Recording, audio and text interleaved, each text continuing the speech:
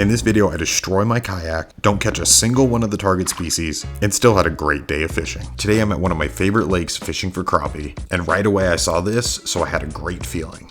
Wow. I'm only using my smallest inline spinners, and almost right away I was onto something very small, which at first I thought was a trout, but it was actually an omen of what was to come. I'm making a lot of mistakes today.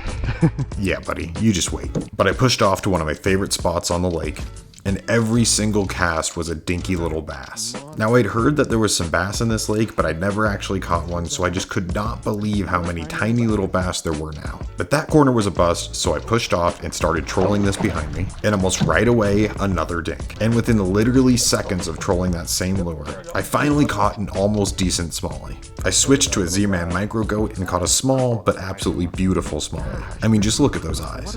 I had only brought my smallest lures and jigs, so I was really hoping to still find some of that target species.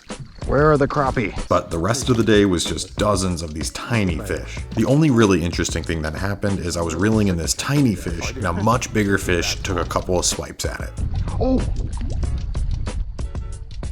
But I went back to shore and threw out a cast with this little guy on a single hook, and this was by far my favorite eat of the day.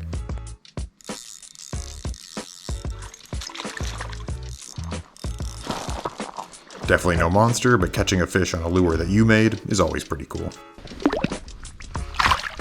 But this is when I discovered that my $300 folding kayak had split right down one of its folds. And content warning, I might have overreacted a little bit here.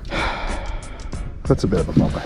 Sadly, this wasn't even the biggest mistake of the day, but I'm gonna have to save that for another video.